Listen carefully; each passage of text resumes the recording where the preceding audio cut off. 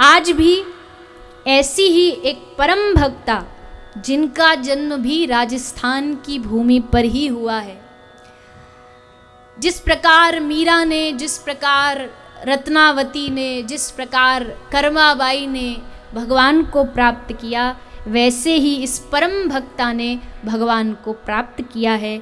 और इस परम भक्ता का नाम है श्री करमेती बाई। करमेती बाई, कर्माबाई अलग है, करमेती बाई अलग है। कर्माबाई तो जिनका नाम हम जानते हैं, जो जगन्नाथ भगवान को खिचड़ी प्रसाद पवाती थी, ये जो है इनका नाम करमेती बाई है। माता करमेती बाई, इनका प्रागट्य, इनकी भक्ति और एक अद्भुत प्रसंग, एक अद्भुत घटना इनके जीवन में घटी है। कैसी घटना है? वो नाभाजी श्री भक्तमाल में उनके चरित्र का वर्णन करते हुए लिखते हैं, कठिन काल कलियुग में करमेती निष्कलंक रही। पहली लाइन में श्री नाभाजी लिखते हैं कि करमेती बाई का जन्म घोर कलिकाल में हुआ, पर कलयुग में उत्पन्न होकर भी करमेती बाई सर्वथा निष्कलंक रही। कलयुग इनको स्पर्श न कर पाया। और वैसे भी कहा है कि और युगनते कमल नयन ने कलियुग बहुत कृपा करी। अगर और युगों के हिसाब से कलयुग की बात करें तो और युगों से ज्यादा कृपा भगवान ने कलयुग के भक्तों पर की है। सतयुग में, त्रेता में, द्वापर में तो कुछ एक भक्त हुए हैं, पर कलिकाल में तो भक्तों की मानो झड़ी लग गई। इतने सारे भक्त कलिकाल में आज से 500,000 वर्ष के बीच बीच में प्रगटे हैं। अनेक भक्त हुए भगवान के। उनमें से एक है करमेती बाई। कह रहे हैं कि अबला शरीर साधन सबल, ये बाई हरि भक्ति बल। इस बाई यानी इस स्त्री, इन माता के पास एक ही बल था, और वो बल था भक्ति का बल। इनके पास सबसे बड़ा बल था भक्ति का बल, और उसी भक्ति के बल के कारण इनका नाम पूरे जगत में, भक्ति जगत में प्रसिद्ध हुआ। अब करमेती बाई का प्रागट्य और इनके जीवन की चर्चा करते हैं। करमेती बाई का जन्म शेखावत क्षेत्र में, शेखावत राजा के पुरोहित श्री परशुराम जी के घर हुआ। करमेती बाई के पिता का नाम था परशुराम जी, और जन्म है इनका खंडेला, राजस्थान में। अब पिताजी इनके राजा के पुरोहित थे और बड़े अच्छे अधिकारी थे। राजा कोई कार्य बिना पुरोहित जी के पूछे करता नहीं था। खूब सारा धन भी प्राप्त होता था पुरोहित जी को। पर करमेती बाई का मन बाल्यकाल से, बचपन से ही श्री श्याम सुंदर ने चुरा लिया। इनका मन, इनका चित्त दिन रात प्रभु के चरणों में ही लीन रहता था। संसार जगत की बातों में न मन लगता। कोई सहेली बैठ कर के कुछ खेल खिलौना लाती तो ये सारा खेल छोड़ कर के एकांत में बैठ के अपने श्याम सुंदर का ध्यान किया करती थी। कृष्ण की शोभा इनके हृदय में निरंतर बसी हुई थी। पवित्र हृदय, ठाकुर जी ने इस हृदय को चुरा लिया। बेचारी छोटी सी बालिका मन ही मन भगवान के निरंतर सेवा करती है, रोज भोग लगाती है, रोज ठाकुर जी को श्रृंगार करती है, सुंदर सुंदर वस्त्र आभूषण धारण कराती है। पुरोहित जी ने देखा कि हमारी जो लाली है ये ना तो खेलने जाती है, ना इसकी कोई सहेलियां हैं, ये करती क्या है? तो पुरोहित जी ने पूछा, अरे लाली तू बड़ी छोटी सी है, का तेरो मन नहीं करे कि तू भी जाए अपनी सहेली संग थोड़ो खेले? तो करमेती बाई कहती है पिताजी को कि हे पिताजी, मेरा तो एक ही खिलौना है श्याम सुंदर, उसी के साथ में खेलती हूँ, उसी से बातें करती हूँ, उन्हीं को लाड़ लड़ाती हूँ। उन्हीं की नित्य लीलाओं का मैं दर्शन करती हूँ। अब पिताजी को लगा कि देखने में तो ये धीरे धीरे ज़्यादा वैराग की तरफ बढ़ रही है, और ज़्यादा कोई बालक घर में भजन करने लगे तो फिर माँ बाप को भी थोड़ी चिंता हो जाती है कि कहीं बाबा जी ना है जाए, कहीं घर को छोड़ के कहीं हिमालय की गुफा में ना चलो जाए। पर करमेती बाई समझा रही है। नाभाजी कहते संसार स्वाद सुख बात करी। करमेती बाई ने संसार के सुख को ठोकर मार दिया। संसार का सुख इनको जैसे कोई वमन कर देता है, उल्टी कर देता है। वमन को देख के कितनी घृणा आती है, अरे अरे देखो वमन पड़ा है, हट जाओ, दूर हट जाओ। वैसे ही जिसके मन में प्रेम जाग जाता है उसको संसार भी वमन जैसा दिखने लगता है, संसार भी उसको तुच्छ नजर आने लगता है कि इस संसार को लेके करे क्या, जो दुखों का सागर है, जो दुखों से भरा हुआ है। ये बात करमेती बाई समझ गई थी कि संसार में दुख ही दुख है, इसलिए अपने पिता को समझाती है। जो पुरोहित का सेवा राजा को दे, उनको समझा रही है कि पिताजी इस संसार में कहीं सुख नहीं है, इसीलिए आप जो चाहते हैं कि मैं संसार के जैसे बालिकाओं जैसे खेलूं, रचपच जाऊं, तो ये संभव नहीं है। पिता ने सोचा कि ये छोरी अभी बालपन में इतनी भगतनी बनी है तो बड़े होके क्या करेगी, इससे बढ़िया इसका अभी जल्दी ब्याह कर दो। तो जल्दी जल्दी बचपन में ही, जब छोटी थी तो ही ब्याह कर दिया, बालपन में। अब बड़ी होती गई, ब्याह हो गया पर ससुराल नहीं गई। अब जब बड़ी हुई तब गौने का समय नजदीक आया। जैसे गौना होने को हुआ, करमेती बाई समझ गई कि सुबह होते ही हमें लेने के लिए ससुराल वाले आ रहे हैं, और जैसे इनको पता लगा उसी क्षण ये घर को रात को ही छोड़ के निकल पड़ी। इनको किसी ने बता दिया कि करमेती तेरा जो ससुराल है, वो ससुराल वाले जो तेरे पति हैं, सास ससुर है, इनका भजन में कोई मन नहीं है, तो तू वहाँ जाएगी तो तुझे भजन करने नहीं देंगे। अब जैसे करमेती बाई ने सुना तो सबको त्याग करके भाग गई। वैसे अपने कर्म से भागना पाप है, अपराध है, लेकिन अगर भगवान की भक्ति में कोई अपना परिवार भी बाधक बनता है तो शास्त्र कहते हैं कि उसको त्यागने में भी कोई अपराध नहीं है, कोई पाप नहीं है। बलि गुरु तज्यो, बलि ने अपने गुरु की आज्ञा को नहीं माना। क्यों? क्योंकि गुरु ने कहा कि वामन भगवान को दान मत दे। अब भगवान की सेवा से जो तुम्हें च्युत करे, उस गुरु की आज्ञा की अवहेलना करने में भी कोई दोष शास्त्रों ने नहीं बताया। प्रहलाद ने अपने पिता की आज्ञा नहीं मानी। क्यों? क्योंकि उन्होंने भगवान की भक्ति से दूर करना चाहा। सूरदास जी कहते हैं, जिनके संग कुमति उपजत है, परत भजन में भंग, तज मन हरि विमुखन को संग। ऐसे लोगों का संग त्याग दो जिनके संग रहने से मन में कुमति, कुबुद्धि उपजती है, गलत भाव मन में जागते। ऐसे लोगों का संग त्याग देना चाहिए। तो करमेती बाई ने सोचा कि इन हार्ड मांस के शरीरों से बने हुए इन संबंधों को, जो मुझे भगवान के स्मरण से विरोध करते हैं, इनका त्याग देना ही परम धर्म है। इन शरीर के हार्ड मांस के पुतलों से क्या मोह रखना। करमेती बाई ने सोचा, यहाँ से निकल के ससुराल अगर पहुँच गई और फिर मुझे वहाँ जाकर के संसार में फंसा लिया गया तो फिर 84 के चक्कर में फंसना पड़ेगा। कितनी अजीब बात है।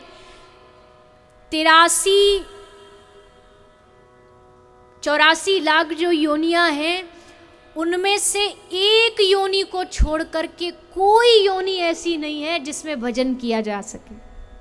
केवल और केवल 84 लाख में से एक योनि मानव योनि है जिसमें हम भजन कर सकते हैं। अगर ये योनि भी छूट गई तो फिर 84 का चक्कर लगेगा, फिर उसी में घूमना पड़ेगा।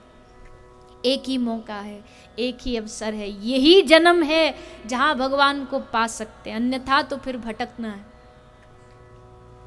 करमेती बाई आधी रात को निकल पड़ी घर से बिना डरे, आज तक कभी घर से निकली नहीं, पर आज निर्भय हो गई।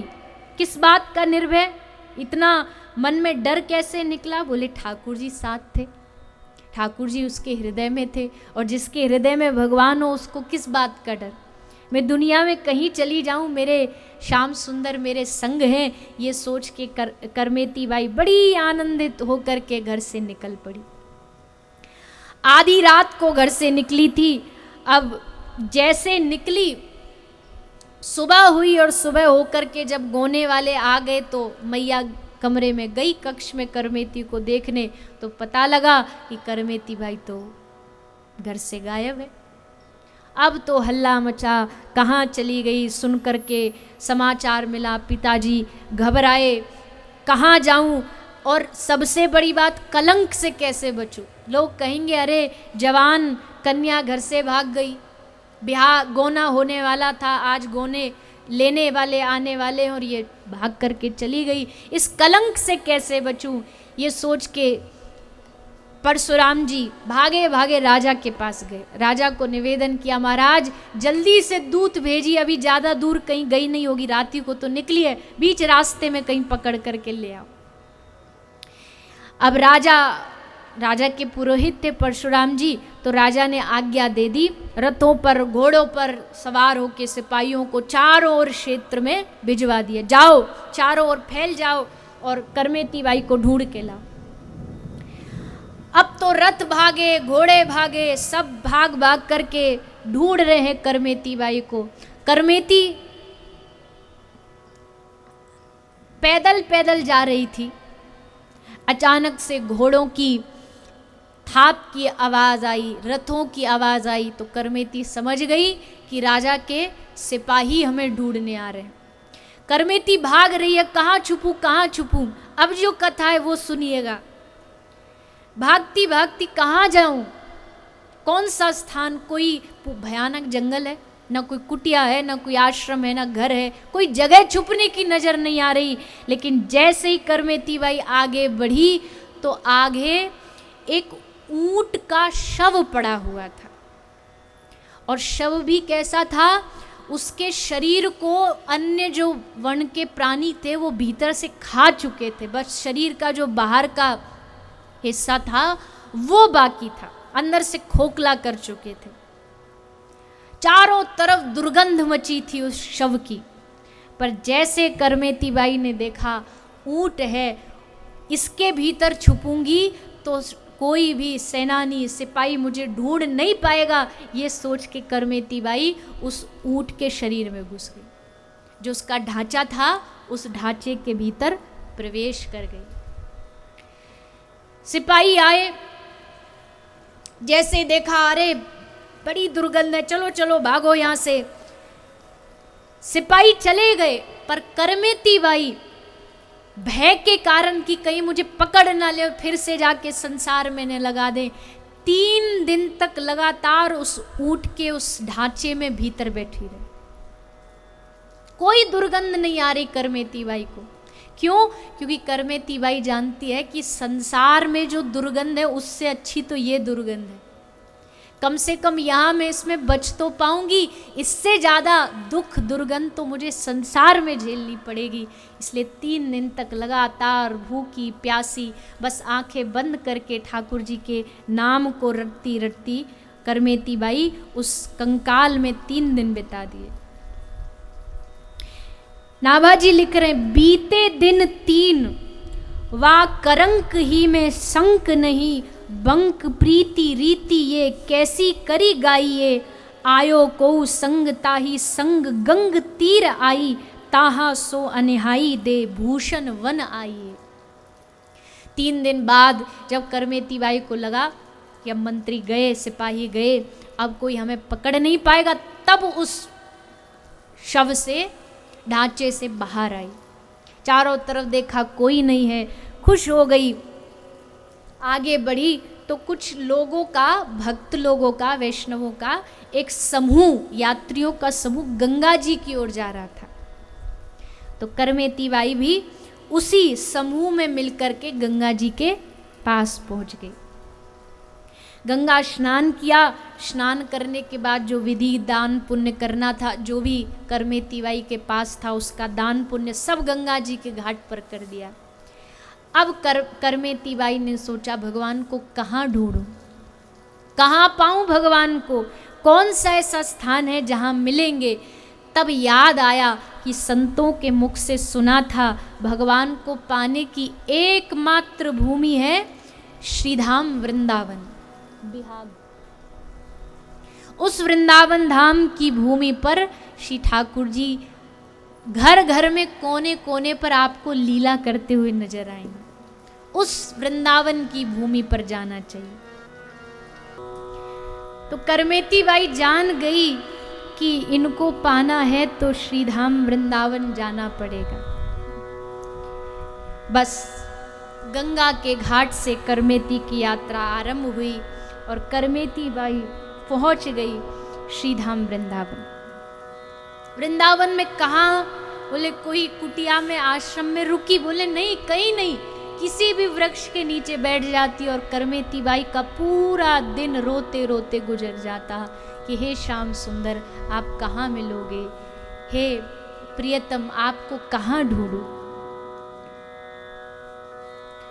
अब परशुराम जी करमेती बाई के पिताजी, ये करमेती बाई के ब्रिज प्रेम से परिचित थे कि करमेती को ब्रिज से कितना प्रेम है, इसलिए जानते हैं कि ये सीधा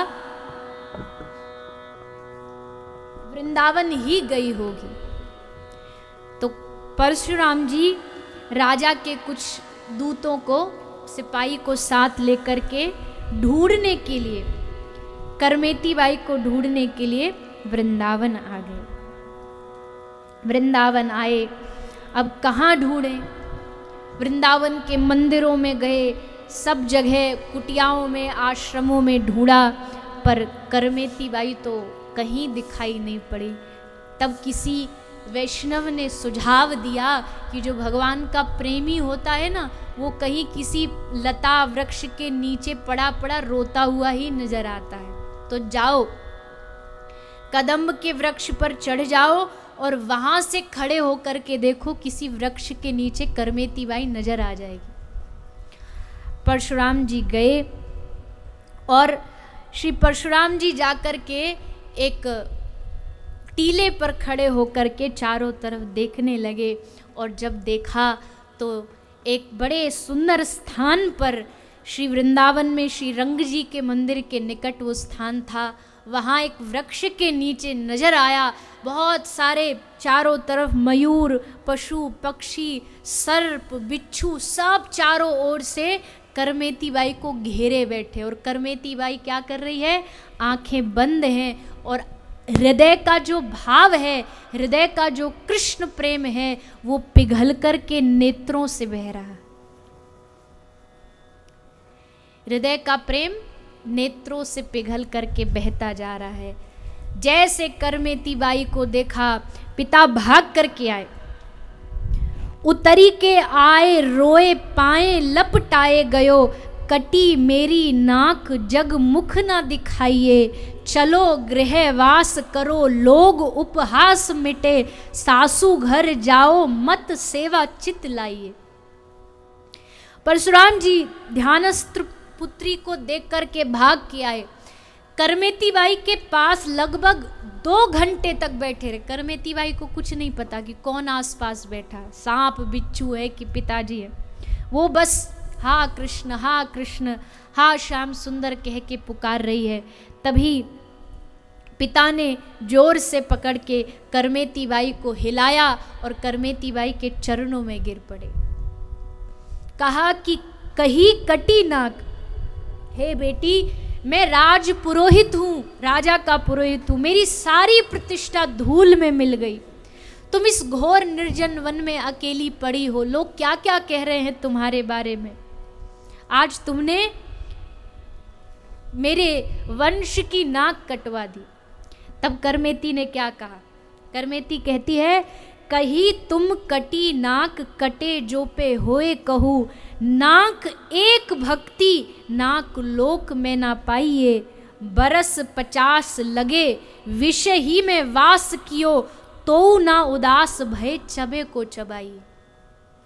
करमेती कह रही है, आपने कहा कि मेरी नाक कट गई, अरे पिताजी नाक होती तब तो कटती। नाक माने प्रतिष्ठा, प्रतिष्ठा धूमिल हो गई। करमेती कहती है प्रतिष्ठा तो केवल भगवत भक्ति में ही है, अगर भगवत भक्ति हृदय में नहीं तो काहे की प्रतिष्ठा, और जब प्रतिष्ठा है ही नहीं तो जाने की तो कोई बात ही नहीं होती। और कह रही है कि 50 वर्ष बीत गए आपको विषय में पड़े हुए, फिर भी आपका विषयों से वैराग नहीं हुआ। हे पिताजी, मैं तो चाहती हूं कि आप भी सब कुछ छोड़ो और मेरी तरह इस वृंदावन में पड़े रहो।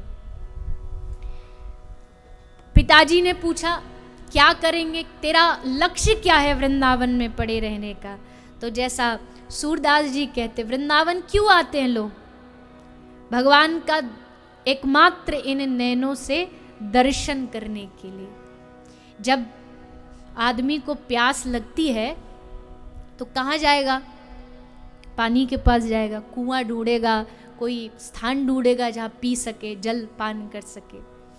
तो वैसे ही जब एक भक्त तड़पता है, किस लिए तड़पता है? भगवान के दर्शन के लिए। उसकी आंखें तरसती हैं, तो उस आंखों को शीतलता देने के लिए वो ब्रज धाम आता है, और यहाँ आके भगवान के दर्शन करके आंखों को शीतलता प्रदान होती है, प्राप्त होती है। एकमात्र इन आंखों को प्यास है तो हरि के दर्शन की प्यास है। इसलिए हे पिताजी, आप मेरी बात मानो तो आप भी मेरे साथ श्रीधाम वृंदावन में रह कर के भगवान की भक्ति करो। पिताजी वैसे तो विद्वान थे, पर आंखों पर आगे एक मोह का पर्दा था। उस मोह के पर्दे को करमेती बाई ने अपने उपदेश के द्वारा हटा दिया। जो काम एक गुरु करता है, गुरु का काम क्या है कि जो मोह का, अज्ञानता का पर्दा आंखों में पड़ा है वो पर्दा हट जाए, और जब पर्दा हटेगा तो क्या होगा? बोले पर्दा मोह का हटा तो सामने साक्षात भगवान श्री राधे गोविंद का साक्षात्कार हो जाएगा। तो पर्दा हट गया, पिताजी राजी हो गए कि हाँ पुत्री तुम सही कहती हो, अब मुझे भजन करना चाहिए, ये तो मैं समझ गया हूँ, पर अभी एक बार मुझे गांव जाना आवश्यक है। एक बार गांव जाके थोड़ा सबको सूचना दे दूँ कि करमेती वृंदावन में है, ठीक है, किसी प्रकार की विपत्ति में नहीं है। ये कह कर के परशुराम जी जब जा रहे थे तो करमेती बाई ने अपने पिताजी को एक बड़ी सुंदर विग्रह मूर्ति दी और कहा कि आप इसे ले जाओ और घर में, गांव में सबको कहना इसकी सेवा करें। आज भी वो जो मूर्ति करमेती बाई ने प्रदान की थी अपने पिताजी को, वो खंडेला में, राजस्थान में आज भी विराजमान है। तो उस मूर्ति को लेकर के आ गए परशुराम जी, रात को घर आए, बड़े चाव से उन्होंने विग्रह को पधराया और उसकी सेवा करने लगे। अब उनको भगवत कैंकर्य अच्छा लगने लगा। अब तक तो राजा की गुलामी करते थे, राजा के पुरोहित थे, अब उनको सब मिलना जुलना बंद कर दिया सबसे और दिन रात उसी विग्रह की सेवा में लग गए। तो एक दिन राजा ने देखा कि पुरोहित जी तो कहीं गायब ही हैं, अपनी पुत्री को ढूंढने गए थे पर अब तक तो वापस ही नहीं आए। तो मंत्री को भेजा, पता करके आओ और अगर मिल जाएं तो उनसे कहना राजा ने बुलाया। अब सारे मंत्री आए, आकर के पूछा पंडित जी कहाँ हैं, तो बताए पंडित जी भीतर सेवा कर रहे हैं। मंत्री जी गए, बोले पंडित जी आपको राजा जी ने बुलाया है। वो भगवत सेवा में संलग्न थे। तो क्या कहा परशुराम जी ने? मंत्रियों को कहा कि कह देना अपने राजा जी को कि अब मैं उनका दास नहीं हूँ, अब मैं अपने ठाकुर का दास बन गया। अब मैं उनका चरण सेवक बन गया हूँ। बस अब मेरा एक ही लक्ष्य है कि मैं भजन करूं और भजन करके भगवान को प्राप्त करूं। मैं घर रह कर के ही, मैं उनका पुरोहित हूँ, राज पुरोहित हूँ, इसलिए घर रह कर के ही उनको यहाँ से आशीर्वाद दे दूँगा और भगवान से निवेदन करूँगा कि उनको खूब दीर्घायु प्रदान करें। अब राजा को जब ये बात पता चली तो राजा को लगा कि कुछ तो ऐसा मिला है इसको कि ये मेरी गुलामी, मेरा दासत्व छोड़ के किसी और का दास बन गया है। राजा भगवत भक्त था तो उसने निर्णय किया कि मैं आकर के स्वयं राजा पुरोहित से मिलने आ गए। देखी निरप प्रीति रीति पूछी सब बात कही, नैनन अश्रुपात वह रंगी श्याम रंग में। राजा ने पूछा पुरोहित को कि आप तो बेटी को ढूंढने गए थे, कहाँ है बेटी? तो कहा नैन अश्रुपात वह रंगी श्याम रंग में। हे राजा जी, अब मेरी बेटी संसार के योग्य नहीं रही, अब वो ठाकुर की हो गई है। और जो भगवान का हो जाता ना, फिर वो संसार का बनने लायक ही नहीं रहता। संसारियों जैसा व्यवहार ही उसको खत्म हो जाए। संसारियों का व्यवहार, कोई घर में आए तो उससे इज्जत से पेश आइए, उसके साथ थोड़ा बैठ के बातें करिए, उसकी कुशलता पूछिए, कुछ खाइए पिलाइए। पर प्रेमी की बात तो निराली होती है, वो तो एक अलग ही दुनिया में रहता, कौन आया कौन गया उसे पता ही नहीं होता। उससे आप सामाजिक व्यवहार निभाने के लिए कहोगे तो हाथ खड़े कर देगा, हमसे नहीं होने वाला। मैंने स्वयं ने देखे हैं ऐसे भक्तों को, आंखों से देखा है। उनको पता ही नहीं उनके चारों तरफ हो कौन क्या रहा है, कौन आया कौन गया, कुछ भानी ही नहीं। उनसे कितना कहा जाए कि भैया थोड़ा सा संसार के नियम भी निभा लीजिए, पर बस में ही नहीं है, क्या करें। कहते हैं कि होता ही नहीं है, चाहते हैं पर निभता नहीं है। तो राजा बड़ा खुश हुआ, प्रसन्न हुआ कि मेरे पुरोहित की पुत्री इतनी बड़ी भक्ता हुई है।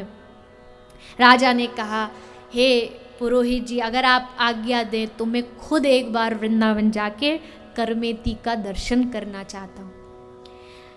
तो पुरोहित जी ने आज्ञा दे दी कि ठीक है, आप वृंदावन चले जाओ। कहाँ मिलेगी करमेती बाई? यमुना के किसी घाट पर पड़ी होगी, वहीं जा कर के देख लेना, दर्शन हो जाएगा। राजा चल पड़ा, वृंदावन आया और वही सच हुआ कि वृंदावन आके यमुना के घाट पर घायल पड़ी थी करमेती और बस मुख से कृष्ण कृष्ण कृष्ण का उच्चारण कर रही थी, नेत्रों से अश्रु बह रहे थे। और करमेती का स्वरूप कुछ और ही था, मानो कोई प्रकाश पुंज बैठा हो, प्रकाश निकल रहा हो। भक्त का जो मुखमंडल होता है ना, उसमें एक अलग ही प्रकाश होता है, भक्ति का प्रकाश होता है वो। कई महापुरुष देखे हैं, खाते कुछ नहीं, भोजन कुछ नहीं, भोजन अगर आप उनका देखेंगे तो कुछ भी नहीं, पर उनके चेहरे का प्रकाश देखो तो ऐसे लगता कितना बढ़िया माल खाते होंगे, कितने चेहरे पर तेज प्रकाश। वो माल का तेज नहीं होता, वो भक्ति का तेज होता है, भक्ति का प्रकाश शरीर से झलकता है। जब कई लोग मुझसे प्रश्न करते ना आके कि वास्तविक संत आज के ज़माने में कौन है, कैसे पहचाने, तो मुझे बड़ी हंसी आती है। अरे गुण तो बाद की बात है, जो सच्चा महापुरुष होता है ना, उसका चेहरा बता देता है कि इसके जीवन में कितनी भक्ति। केवल दर्शन बता देता है कि इसके जीवन में खूब भजन है, खूब भगवान की भक्ति है। तो राजा ने देखा करमेती यमुना के किनारे पर पड़ी है, निवेदन किया, करमेती को हाथ जोड़ के निवेदन किया, हे देवी, मेरा राज्य सूना हो गया है तुम्हारे बिना। ये तो मेरा सद्भाग्य है कि मेरे राज्य में तुम जैसी भक्ता प्रकट हुई है। अब चल कर के उस राज्य को सनाथ कर दो। पर करमेती ने हाथ जोड़ के निवेदन किया, हे राजन, ये प्रेम की भूमि ऐसी है ना, यहाँ जो एक बार आ जाए वहाँ से वापस मुड़ना फिर संभव नहीं। मीरा जब द्वारिका पहुँची तो पूरा मेड़ता गया मीरा को लेने के लिए। जब मीरा थी मेड़ता में, चित्तौड़ में, तो खूब सताया मीरा को। लेकिन जब मीरा चित्तौड़ से निकल गई तो चित्तौड़ धीरे धीरे धीरे विनाश की ओर बढ़ने लगा। राजा मारे गए, धीरे धीरे राज्य नष्ट होता गया। तो किसी बड़े बुजुर्ग ने कहा कि ये जो नाश हो रहा है ना, ये चित्तौड़ का ये इसलिए हो रहा है क्योंकि मीरा यहाँ से चली गई। मीरा को वापस लाओ, मीरा वापस आएगी तब जा कर के इस राज्य का भाग्योदय होगा। तो पूरे चित्तौड़ के लोग मीरा को लाने के लिए वापस द्वारिका पहुंच गए। खूब निवेदन किया मीरा को, चलो वापस चलो। मीरा ने भी वही उत्तर दिया, मैं वहां पहुंच चुकी हूं जहां से वापस आना संभव नहीं है। किंतु लोगों ने खूब निवेदन किया, नहीं मीरा चलना पड़ेगा, हमने सुना भक्त तो दयालु होते हैं, करुणा से भरे होते हैं, चित्तौड़ मिट जाएगा मीरा अगर तू वापस नहीं गई। तब मीरा ने कहा था कि ठीक है, अगर इतना आग्रह कर रहे हो मैं चलूंगी, पर पहले भगवान से, द्वारिकानाथ से आज्ञा लूंगी। अगर इन्होंने आज्ञा दे दी तो साथ चलूंगी। ठीक है चलो, हम मंदिर के बाहर बैठे, तुम जाओ अंदर और आज्ञा लेके द्वारिकानाथ से आ जाओ। मीरा आज्ञा लेने भीतर गई। मीरा ने प्रवेश किया द्वारिकाधीश के मंदिर में और बस सब लोग प्रतीक्षा करते रहे, अब बाहर आई, अब बाहर आई, अब आएगी, अब आएगी। लेकिन वो अंतिम क्षण था जब सबने मीरा का दर्शन किया। बहुत देर हुई, दरवाज़ा खोल के देखा तो द्वारिकानाथ तो थे पर मीरा वहाँ से गायब थी। कहाँ चली गई? जिस द्वारिकाधीश के धाम से मीरा आई थी उसी द्वारिकाधीश में मीरा सशरीर समा गई। प्राण देना मंजूर है पर वापस लौटना मंजूर नहीं है। करमेती ने निवेदन किया, हे राजन मुझे क्षमा करो, मैं यहाँ से वापस नहीं जा सकती। राजा ने कहा अच्छा ठीक है, आप नहीं जा सकती, कोई बात नहीं, मैं एक काम करता हूँ, आपके लिए यहाँ एक कुटिया बना देता हूँ।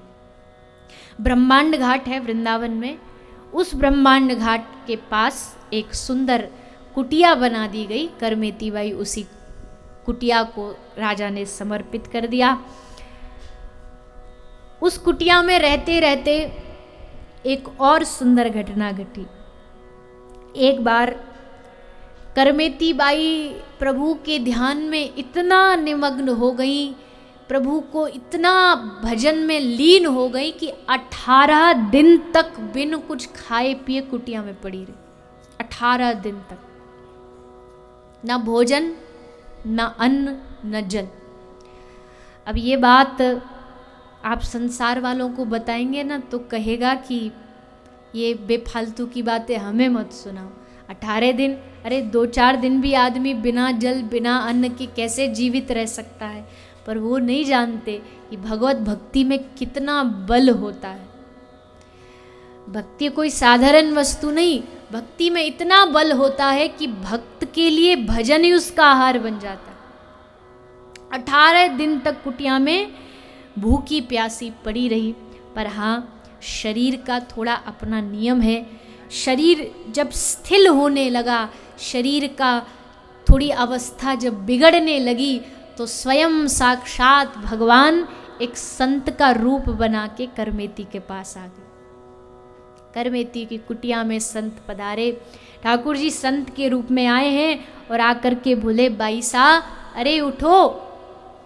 पकड़ के हिलाया। जैसे उठी तो इन्होंने हाथ जोड़ के संत को देखा तो प्रणाम किया। अब प्रणाम किया तो करमेती बाई को कहा कि ये लो, हम तुम्हारे लिए थोड़ा प्रसाद लाए हैं। करमेती बाई ने हाथ जोड़ के निवेदन किया है, हे संत महाराज, अगर आप मुझे प्रसाद देना चाहते हो तो ऐसा प्रसाद दे दो जिसको पाके मेरी भूख प्यास ही मिट जाए। क्योंकि ये भूख प्यास भगवत स्मरण में मुझे बाधा देती। कितनी अद्भुत भक्ति रही होगी कि भूख प्यास भी अड़चन न बने भक्ति में, इसलिए मांग रही है कि मेरी भूख खत्म हो जाए। जितना समय मैं भोजन जल पाने में निकालती हूँ उतना मैं भगवत स्मरण में निकालूं। ऐसा प्रसाद मुझे दे दो। अब संत रूप में तो भगवान ही है, भगवान तो कुछ भी कर सकते हैं। भगवान ने प्रसाद दिया और कहा करमेती ऐसा ही होगा, तुम्हारे जीवन में तुम्हें भूख प्यास कभी अब दुखी परेशान नहीं करेगी। वो ग्रास लेते ही करमेती बाई का हृदय एकदम आनंद से भर गया और मन ही मन उन संत को खूब आभार प्रकट किया। संत दर्शन भी हो गया और भगवत दर्शन भी हो गया। दोनों का दर्शन करके करमेती बाई खूब प्रसन्न हुई, कृतार्थ हुई और ऐसी निरंतर भक्ति, ऐसी झांकी भगवान समय समय पर करमेती बाई को कराते रहे। करमेती बाई हर लीला के द्वारा भगवान का साक्षात्कार करती थी। भजन करती हुई वृंदावन की भूमि पर रहकर ही करमेती ने भगवान को प्राप्त किया है। तो इस प्रकार करमेती बाई जो भगवान की अद्भुत भक्त हुई हैं, इन्होंने भगवान को प्राप्त किया। भगवान ने इनकी भक्ति से प्रसन्न होकर के इन पर खूब खूब कृपा की।